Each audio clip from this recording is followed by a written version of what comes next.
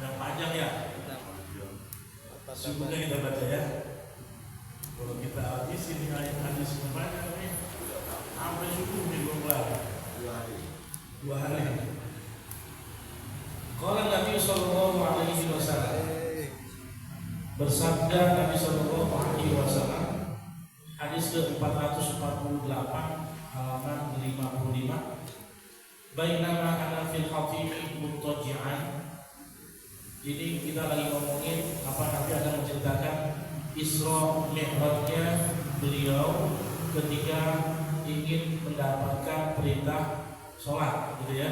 Berarti dengan prosesi atau perjalanan Isra Mi'raj yang luar biasa, berarti sholat itu pun luar biasa. Karena mencapainya begitu susahnya. Nanti mencapainya dengan melewati 7 lapis langit, bla bla bla, gitu ya. Sampai ingin mendapatkan perintah sholat. Berarti sholat itu luar biasa. Jadi tolong sebagai muslim jangan meninggalkan sholat di waktunya, ya.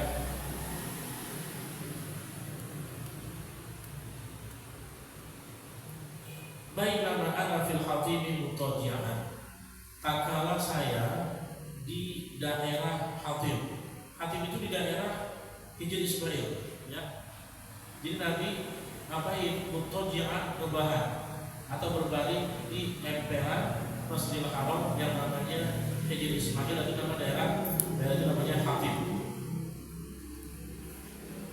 Id atani atin, tiba-tiba ada yang mendatangiku. Ada yang mendatangiku. Makanya bahasanya saya apa? Tiba-tiba ada yang mendatangi. Jangan bilang tiba-tiba ada orang yang datang, orangnya. Tapi apa? Malaikat. Jadi kita bilangnya tiba-tiba ada yang mendatangiku. Faqad da ma baina hadhihi ila hadhihi fastakhraja qalbi. Maka dia membelah di antara ini sampai ini. Fastakhraja qalbi, dan dia mengeluarkan hati. Jadi ini dalam cerita Isra Mi'raj, Nabi Shallallahu Alaihi Wasallam ketika itu nginepnya di rumah Ummu Hani, tepatnya setahun sebelum Nabi hijrah. Jadi sebelum Nabi hijrah ada prosesi Isra Mi'raj, ada kejadian Isra Mi'raj setahun sebelum hijrah. Berarti kalau setahun sebelum hijrah, umur Nabi berapa? Nabi Shallallahu Alaihi Wasallam ketika menjadi Nabi dan Rasul umurnya 40 tahun, berdakwah di Mekah 13 tahun, berdakwah di Madinah 10 tahun. Berarti kalau ke Madinah setelah 13 tahun di Mekah, berarti kurang lebih umur Nabi 42 tahun, gitu ya. Atau bahasanya 12 kenabian, 12 tahun kenabian. Artinya lebih enaknya 1 tahun sebelum Nabi hijrah. Dan lagi nginep di rumah Ummu Hani. Kenapa Nabi nggak tidur di Ummu Hani? Malamnya Nabi minta izin kepada Ummu Hani, saya mau rebahan di mana? Di Masjidil Haram. Emang itu sekali lagi sekalian Allah Subhanahu wa taala untuk menggerakkan hati Nabi di mana nih? Bukan berangkat dari mana nih? Dari rumah Ummu Hani, tapi berangkat dari Masjidil Haram, sebagaimana dikatakan dalam Al-Quran, Subhanalladzi asra bi 'abdihi lailan minal masjidil haram ilal masjidil aqsa. Karena Nabi berangkat dari Masjidil Haram. Tapi yang menjadi unik di sini, yang menarik adalah Nabi Shallallahu Alaihi Wasallam dalam kisah ini Nabi dibelah dadanya, sampai-sampai Nabi tahu min hadihi ma baina hadihi ila hadihi, dari ini ke ini. Jadi Nabi nunjukin ke dadanya, dari sini ke sini badan saya diapain? Dibelah. Fastakhraja qalbi, lalu dia itu ngapain? Keluarin hati saya. Mau diapain nih? Tsumma utitu bi postin min dhahabin mamlu'atin imanan. Kemudian aku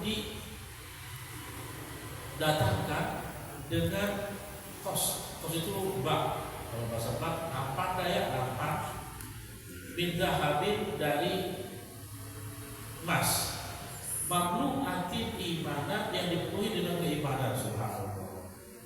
Jadi isinya iman berarti ya, emas itu berisi iman.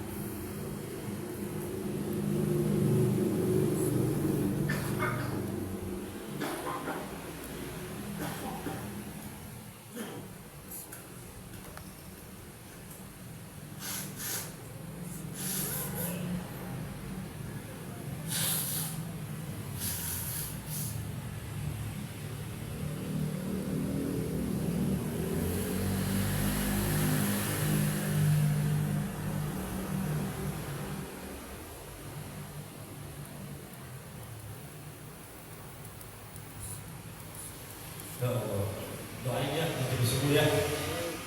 Insya Allah besok mau dirujuk ke rumah sakit RSUD Kulangan. Mudah-mudahan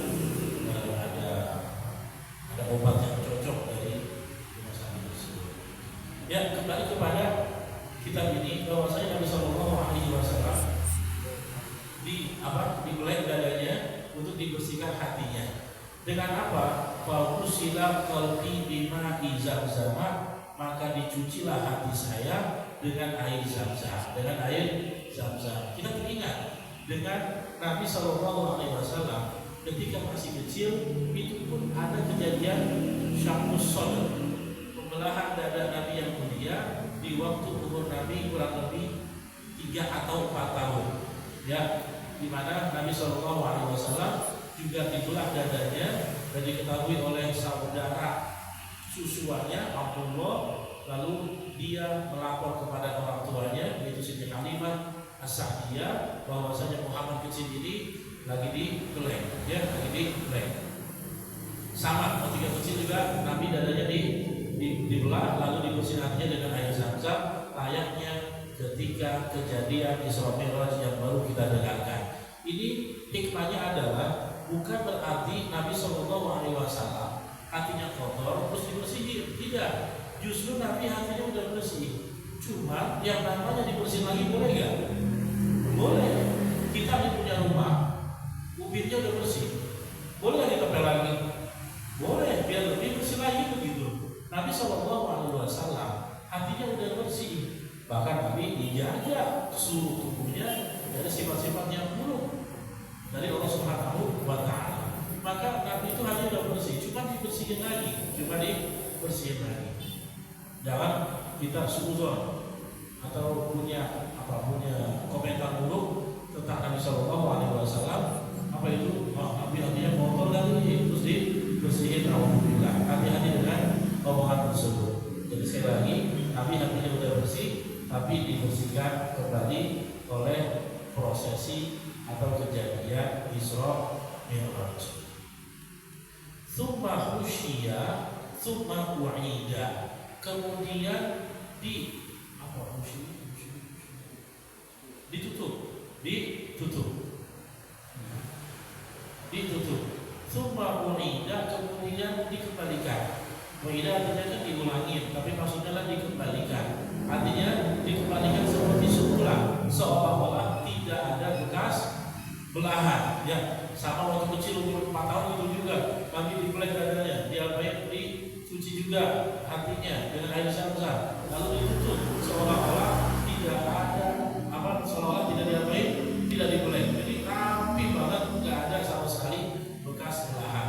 Tetapi dengan khawatirnya Siti Halimah, khawatir Muhammad kecil ini waktu itu kenapa begitu ya. Akhirnya Siti Halimah pun memberikan Muhammad kecil ini ke pangkuan ibunya yang bernama Siti Aminah. Kalau ini Nabi sendiri udah gede ya, umur 42-an begitu. Nabi dibeleng dengan sadarnya tidak menjadi masalah. Kalau kita kan orang kalau dibeleng nih operasi aja, dibius, betul ya? Kenapa? Kalau nggak dibius serem melihatnya, maka dibius. Maka dari situ beda kita sama Nabi kita Muhammad Shallallahu Alaihi Wasallam dengan melihat langsung prosesi pembelahan dadanya.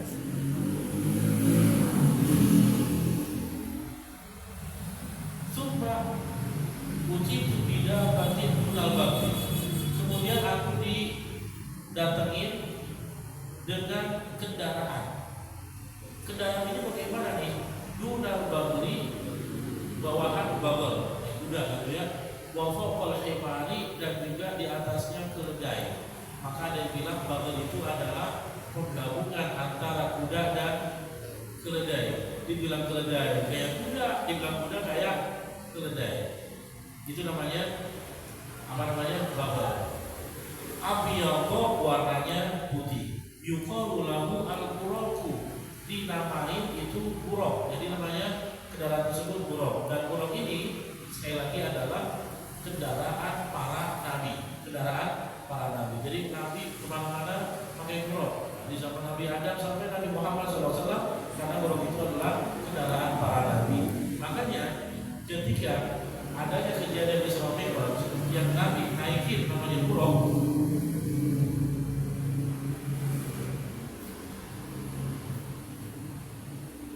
dan dinaiki oleh Nabi kita Muhammad SAW, buraq ini punya perasaan berkecamuk, sedih juga, senang juga. Senang kenapa? Senang karena dinaiki baginda Nabi Muhammad SAW, orang yang paling mulia dunia akhirat. Itulah Nabi SAW, sehingga buraq senangnya bukan main. Kenapa? Dinaiki orang yang paling mulia. Tapi di sisi lain, buraq ini sedih. Kenapa sedih? Karena setelah Nabi Muhammad SAW naikin, udah gak ada nabi lagi yang naikin. Berarti buraq ini udah sepi daripada nabi. Kenapa? Nabi Muhammad nabi terakhir. Maka ketika nabi terakhir udah naikin buraqnya, udah gak ada apa lagi, gak ada yang naikin. Tapi bukan berarti buraq ini kalau udah selesai tugasnya anggur begitu. Tidak. Maka hati-hati dengan apa? Dengan liberal. Tetap buraq itu dengan mengikuti perintah Allah Subhanahu wa Ta'ala. Layaknya di Jibril ngapain? Kasih wahyu gitu tugasnya. Terus hati-hati dengan bahasa liberal lagi. Terus kalau Jibril sudah memberikan wahyu, Nabi Muhammad sudah selesai tugasnya, nggak ada wahyu lagi. Terus Jibril ngapain? Jibril ngapain? Nggak apa-apain dong, senang banget. Ya, tetap dia akan beribadah kepada Allah Subhanahu wa Ta'ala. Betul ya? Ngapain ibadahnya? Pokoknya beribadah, bertasbih segala macam. Walaupun tugas utamanya yaitu menyampaikan wahyu sudah selesai.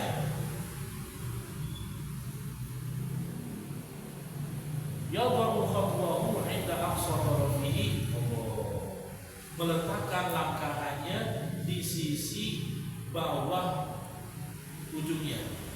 Fa umirtu 'alaihi, maka aku naik atasnya. Buraq, subhanallah. Walaupun bukan manusia, tapi adabnya luar biasa kepada Nabi SAW. Apa itu? Dia turunin badannya. Untuk apa? Untuk Nabi SAW. Ibarat kuda, kudanya ngapain? Jatuhin. Ibarat ontanya jatuhin untuk dinaiki oleh penumpangnya. Nabi SAW orang yang paling mulia. Buraq tahu siapa Nabi SAW, sehingga buraq pun menjatuhkan dirinya, melebarkan kakinya semata-mata untuk bisa gampang dinaiki Nabi SAW. Makanya itu buraq ya. Manusia sebenarnya lebih mulia. Terkadang gak hormat dengan orang tuanya, dengan gurunya dan seterusnya. Maka kita manjain, kalau kita punya orang tua, kita manjain mereka ya. Kita punya guru, manjain biar dapat berkah orang tua, dapat berkah guru. Terkadang guru itu sebenarnya nggak mau ribetin murid juga, tapi terkadang murid pengen jadi berkah gitu, biar gampangin guru. Makanya banyak murid-murid di luar sana, ketika gurunya masuk majelis, sekali diparkirin, nah ngapain ibu? Diparkirin, biar apa? Gurunya ketika pakai, gitu ya, disiapin tempat, disiapin mic segala macam. Ini semata-mata meringankan gurunya, dan mudah-mudahan murid tersebut mendapatkan ilmu yang bermanfaat. Orang tua gitu juga, kita masih punya orang tua di rumah, jangan sampai keberatan orang tua ya. Ringanin mereka, manjain mereka dengan kita terus berusaha semaksimal mungkin berbakti kepada orang tua kita. Kita semestinya harus lebih daripada buraq kayak gitu ya. Fantolaqa bi Jibril, maka pergilah saya bersama Jibril, atau Jibril pergi bersama saya. Jadi mulailah buruk itu dinaiki oleh Nabi kita Muhammad SAW dan juga malaikat Jibril. Kemana? Ini nih. Kemana? Kemana nih? Hatta atas sama dunia fastaftaha. Kemana? Ke langit dunia lalu dibuka. Ini berarti Mi'raj ya. Isra belum ya. Justru Isra dulu baru Mi'raj. Makanya insya Allah kita akan jelaskan di pertemuan berikutnya. Nabi Isra dulu berangkat ke Palestina, ke Masjidil Aqsa. Nah, karena ceritanya cukup lumayan panjang dan waktu yang tidak memungkinkan, benar-benar lapor semua gitu ya, kita pending aja di pertemuan berikutnya. Dan itu maka juga ada kemeternya. Jadi mohon maaf kita sampai sini dulu. Kita lanjutkan Fatol Qawi Jibril hatta atas sama dunia fastafahu. Kalau kita ini udah ada punya, belum punya? Belum.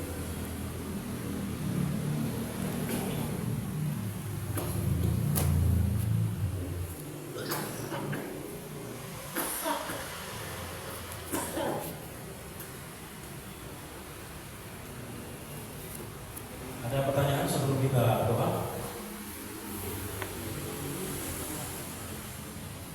Tidak ada? Cukup? Bismillahirrahmanirrahim. Alhamdulillahirabbil alamin. Allahumma shalli wa sallim wa barik ala sayyidina Muhammadin wa ala alihi wa sahbihi ajma'in.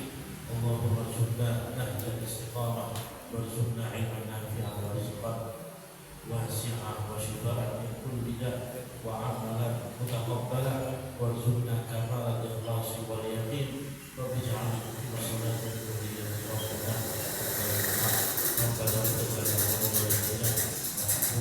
kama rabbayana shighara rabbana atina fid dunya hasanah wa fil akhirati hasanah wa qina adzabannar. Sallallahu alaihi wasallam ala sayyidina Muhammad walhamdulillahi rabbil alamin. Subhanallah wa bihamdihi asyhadu an la ilaha illa anta astaghfiruka wa atubu ilaik. Assalamualaikum warahmatullahi wabarakatuh.